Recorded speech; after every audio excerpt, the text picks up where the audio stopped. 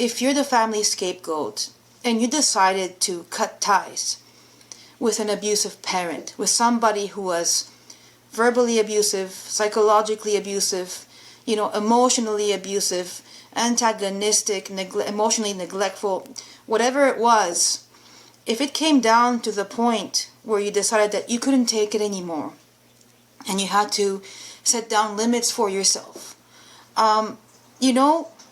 this is not something that we do for fun. This is not something that happens because we're having like a tantrum. This is not something that anybody takes lightly. And oftentimes what happens is when you come from a narcissistic family system, the behavior of that dysregulated caretaker, whoever it was that you're cutting ties with, will often be completely normalized, and it will be sort of integrated as part of the family culture, so to speak. It's a bubble. It's like a mentality that where the family has decided that these things are normal and they're okay, even if it's not okay. There's nothing okay about what goes on and what the scapegoat, goes through. And what happens when we decide to cut ties with that person is that instead of addressing the issue, instead of accountability or introspection, or even really treating this situation for what it is and going, okay, yeah, I can see that this is a really unhealthy relationship for you, and I understand why you need to take space from that person. Just a normal, like a healthy reaction. That's not what happens. What happens is that the scapegoat then has to go through manipulation tactics by that family system to try and draw them back in. And they will often try to draw them back in, for their own reasons. It's not because they care about the scapegoat. It's not because they want the scapegoat to heal. It's because they worry about the family image. They worry about what, how are we all going to look like now if the scapegoat leaves? They may also worry that maybe, when the scapegoat leaves, they're going to have to address the real issues in the household, right? Because when there's nobody left to blame, well, who are you going to blame next, right? And of course, a narcissistic parent or a narcissist will always find someone to blame, so when the scapegoat leaves, their role is going to be replaced by somebody else, and but the point is that the dysfunction will continue, and will either continue or it will completely break down, because the scapegoat is no longer there to take the blame. And so a lot of times when the scapegoat leaves, people that are part of that system will behave in self-serving ways to draw them back in, so that everything can continue on and on and on as it always did. So the first thing we're going to talk about is, first of all, what's manipulation? It's important to understand that manipulation is an attempt for somebody to change your thinking, your feelings, your decisions, so that they get their needs and their wants met at your expense, regardless whether it's good for you or not. It's an attempt to change, your thinking and your feelings, so that you act in a specific way, so that you act in the way that they want you to act. So when you're dealing with manipulation tactics, you're basically dealing with power struggle, like a power play, right? Look, I do this for you, now you do what I want you to do. It's not about, let's come together and have a discussion and, have accountability and work towards healing. It's, I do this for you, and now you do what I want you to do. And things are going to continue the way that they've always continued, because this is your place. This is your role. This is where you belong. This is your role, and that's not going to change. So the first thing that they're going to do with the scapegoat, and really important to talk about this, is basically using any emotional connection that you have with any of them, so that you erase your boundaries, okay?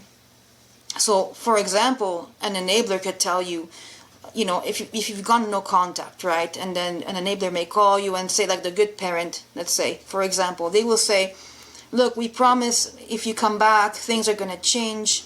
I'll protect you. We'll put our foot down. We'll make sure that dysfunction doesn't happen again. We're not going to let them misbehave and whatever.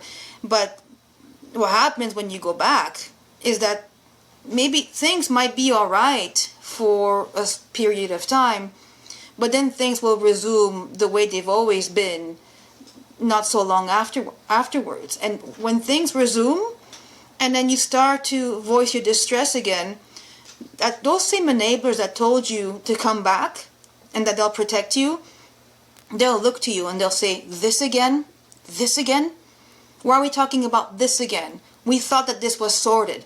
I'll give you an example of something like this. When I was in my college years, I took on like a 3-year intensive science program, and I was also working. I had my own place, and I was working almost full time, right, evenings, and I was really struggling, with loans and such. I didn't have any college funds set aside for me or anything like that, and I was really struggling to pay my bills and to go to school, because of course I moved out as soon as I could, and when my father, he saw me struggle, and of course she jumped in on that too, when they saw me struggle, they would say, look, come back, you don't have to, there's a room waiting for you, you don't have to worry about money here. They'll play with that emotional connection. Your family loves you. We're here. This is safe for you. They'll say whatever they have to say to draw you back in. And so I did. So after a while, I was exhausted, and I thought, okay, maybe it's gonna work. Maybe I can go back. As soon as I went back there, it like within a month, everything reverted back to the way it was, and the reason why I left in the first place. The psychological abuse started again, the emotional abuse started again, the manipulation tactics start, the drama, the false accusations, the fictional fights. These situations will go in loops because they will play with that emotional connection that we're family and we're here for you, and whatever it is that will make you vulnerable to draw you back in. And then as soon as you're back in, things don't change. Things resume exactly as they always were. In addition, that everybody gets mad at you even more because you actually said something again while nothing is being done to change the situation. And, of course, in a healthy family, those kinds of things happen naturally, right? Those things happen because you're family, right? So you help each other out and you do favors for each other. And if you're struggling, but in a narcissistic family system, those things are used as leverage, so that the abuses that you go through can continue carrying on without nobody doing anything about it. And that's the difference. In a toxic family system, those things can happen. That love bombing can happen, to draw you back in, and then as soon as you're back in, the abuses will resume. And this teaches you, it can make you, doubt yourself and even ask yourself, am I being abused? Am I crazy? Right? Because you're experiencing that love bombing on one end, but then when you let your guard down, everything resumes the way it's always been. So using emotional connection, that they have with you so that you erase your boundaries is a really big one. It does happen. And let me tell you that, no amount of emotional connection or favors or wonderful things that they can do for you will ever erase, the stuff that happens behind closed doors. Okay? It doesn't erase the abuse. No matter how strong your emotional connection may be with that good parent, whatever nice things they do for you, it doesn't erase what happens with the other parent. It doesn't erase what happens with the narcissistic parent who's consistently targeting you and who's consistently hurting you and getting away with it because nobody is doing anything about it. What they're doing is they go into these love bombing things, these love bombing loops, you know, to draw you back in, and then nothing is ever solved. Another manipulation tactic that you really have to look out for is them playing with your insecurities. For like, you know, if you have, like, for example, if you have a fear of being alone, if you have a fear of never being loved again, if you have a fear of trusting yourself, right, making decisions that you know, if you're afraid of screwing up, right, if you're afraid of making decisions, if you're afraid of trusting yourself, you know, they are going to play with your insecurities to get you to get rid of your boundaries. They will say things to you like, you know, nobody will love you more than your family. Remember this. Nobody will ever love you more than your family. You know, if you have any unresolved guilt, they will play with that too. My gosh, you know, after everything we've done for you, right? You're so selfish. After everything we've ever done for you. A person can manipulate you through any unresolved wounds that you may have, any unresolved wounds that you carry within you. If you carry, you know, unresolved guilt or shame, you know, they can easily use those against you to then get you to do whatever it is that they want you to do, because you want to resolve this feeling, right? You don't want to feel that feeling, so you're naturally going to try and resolve it, and when you do, you're going to get into the battle ring with them, you know. And you know, this is how they can actually get you to put your guard down without you even realizing it, you know. They will do false accusations. Okay, this is another tactic designed to, again, play with your vulnerabilities, you know. Also, you think you're better than your family. You know, this is something that my mother did to me. I'll tell you, when I was a kid, all the way until I moved out, one thing that she did all the time was call our relatives abroad and talk horribly of me. She would talk behind my back. I could hear everything from my room. You know, like, she's so horrible. She's a demon and this and that. Like, she made me out to be this horrible character. You know, of course, she often made these fictional fights that she invented, and then she would go and smear my name to anybody that she could. And so she would do that with family abroad. And then when like Christmas came around or whatever, you know, she'd want me to take the phone and say Merry Christmas to them, but I remember feeling so much shame to talk to them because I knew exactly what the conversations were, what kind of conversations they had with her. And so I had a lot of shame to answer the phone, and I felt, you know, I just felt really uncomfortable. And I was also feeling fear that I was going to be bullied, and I was going to be told, you know, that I was terrible towards my mother and such. So I didn't want to talk to anybody that she talked to, you know, as a child and as a teenager. And so she would accuse me of, you know, she would say, you know what, you're not family oriented, she would say. You know, she's not family oriented. She doesn't like family. She doesn't like to be around family. And she created this image around me that apparently I wasn't family oriented and I didn't like family, you know. So there's these false accusations. So again, we will have this natural drive to want to correct these falsehoods that are being told about us, you know. So that's a way to be drawn back in, because then we re-engage with those people who have these views of us, and we re-engage in these conversations to defend ourselves and so on, right? So this is another way that they can draw you back in. They can mislead you also with flawed logic, you know, like, you know, they will show you, they will say things like family stays together, right? And, you know, love forgives, and, you know, there's so many things that they could, you know, they will use poetry or memes or like inspirational quotes, toxic positivity, anything to basically, you know, impose that flawed logic, that family stays together and such, even though there's abuse and psychological abuse and emotional abuse, and even though you're getting sick from the dysfunction, they will do this, they will impose this flawed logic upon you. And of course, we can't bypass this topic without talking about victimhood. They will attempt, this could be, the narcissistic parent will attempt to get what they want by feigning victimhood. And this is a huge manipulation tactic. It's, if you'd love me, you'd do this for me.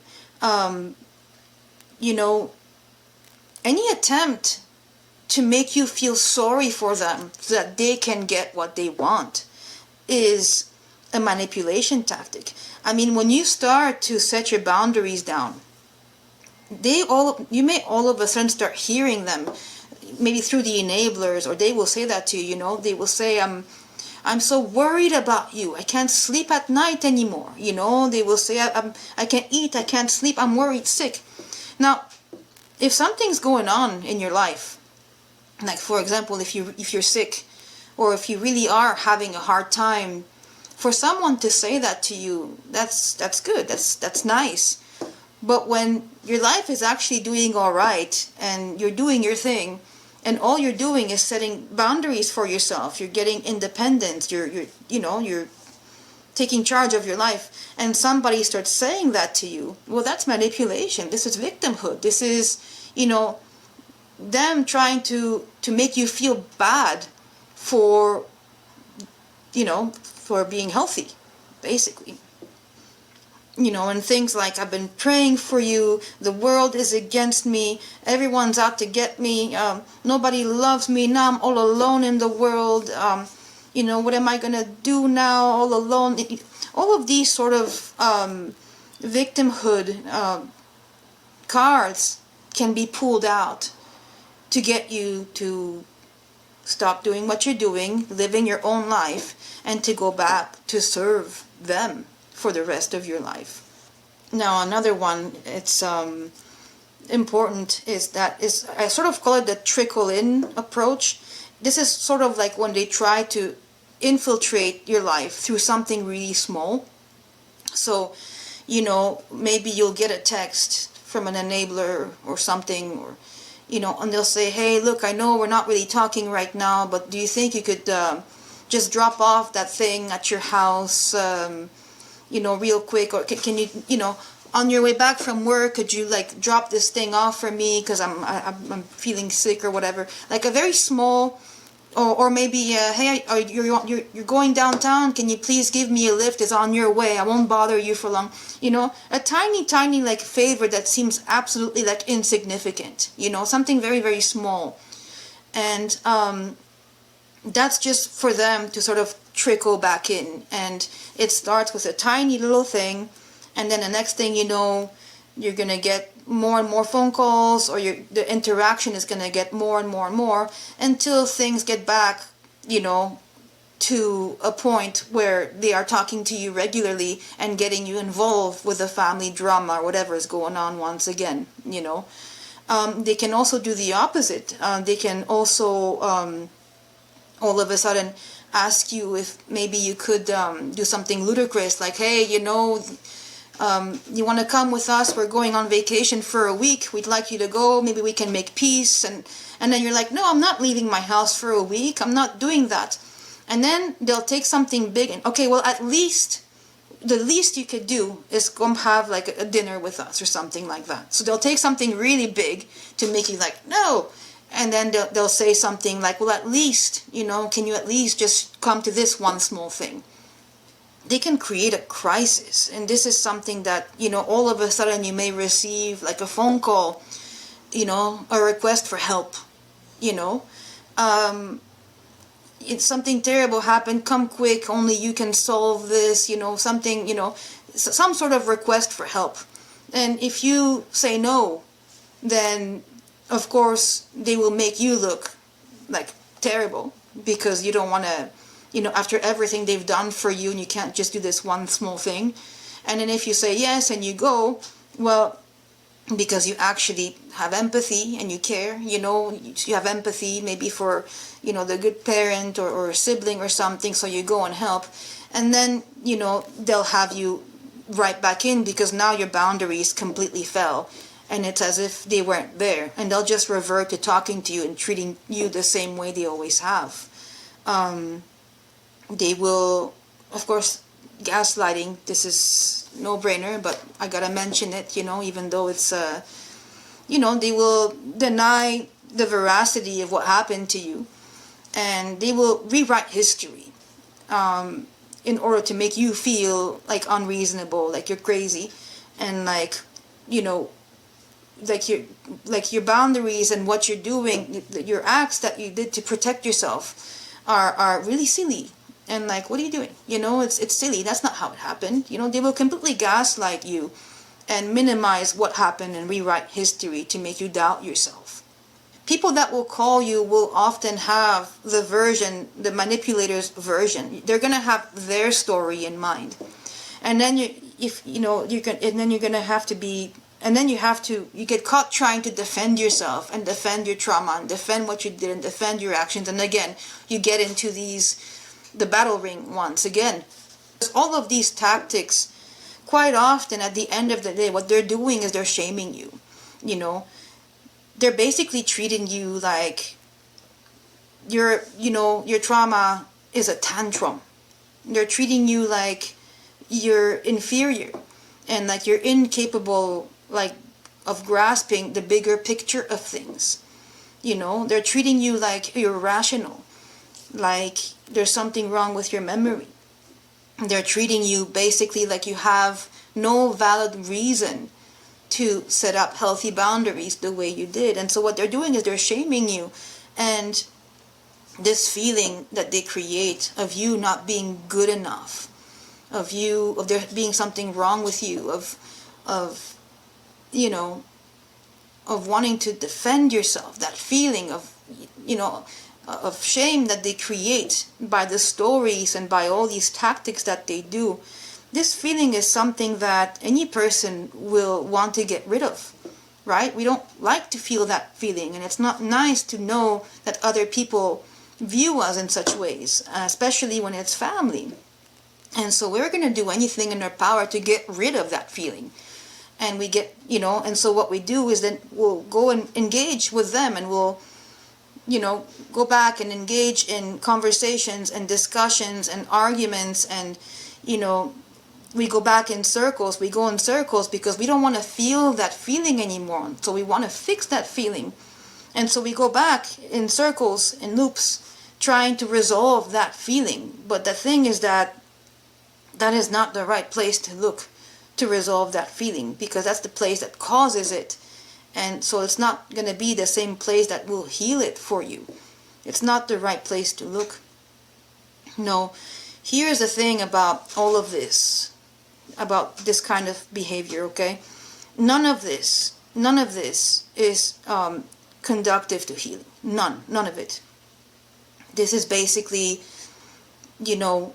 I do this for you, now you do for me what I want you to do. This is not a compromise. This is not, let's talk about,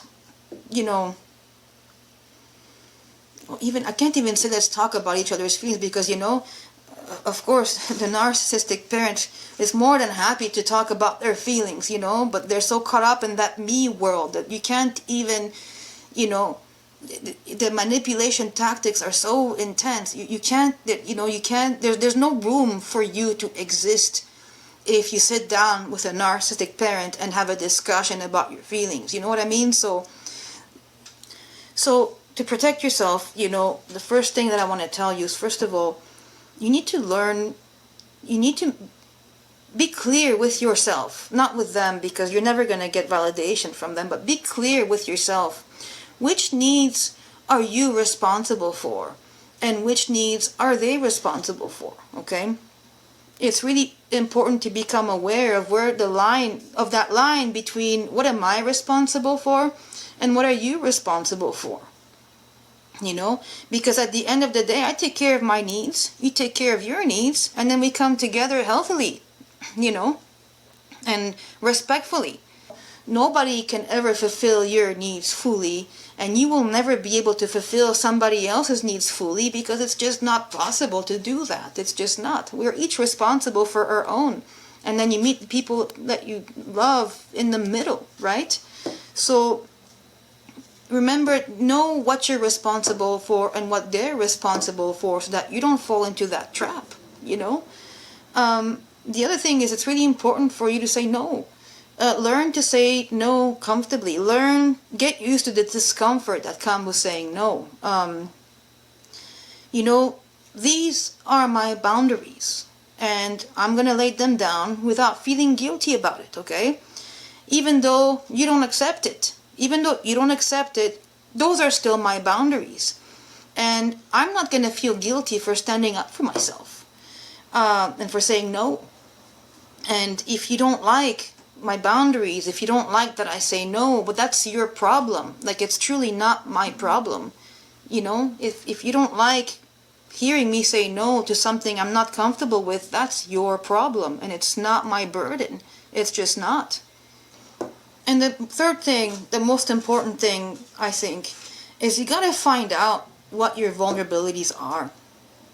Because, you know, truly, if you feel like all of those unhealed wounds, if you're still dealing with guilt or shame, like if you feel like you're not smart enough, if you feel like you're unlovable, if you feel like you're flawed, you know, in any way,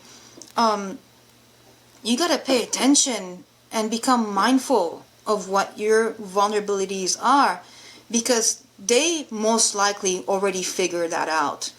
They already see what your vulnerabilities are, and they will work on your guilt, they will work on your shame, they will work on your fears, they will use whatever it is that they know about you that you're vulnerable with to manipulate you.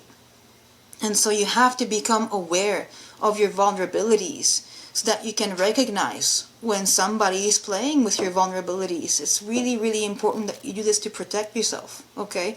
Become mindful of those unhealed wounds. Become mindful of, you know, of those things that hurt you and that they know will hurt you if they use them against you. And so, you know, remember that anybody who chooses to manipulate your behavior or feelings, this is somebody who doesn't respect you. If anybody chooses to manipulate you, to manipulate your feelings, to get you to change in a way that benefits them, you know, at your expense, this is somebody who doesn't respect you, okay? And so the most important thing is, remember, you gotta love and trust yourself through this process. And you gotta be selfish if you have to. You know, the most important thing for you to do right now is to safeguard your mental health, safeguard your emotional safety, your physical safety, you know, safeguard your sacred space. And if they call you selfish for that, then so be it. Let it be. Love and trust yourself. And I'll see you soon.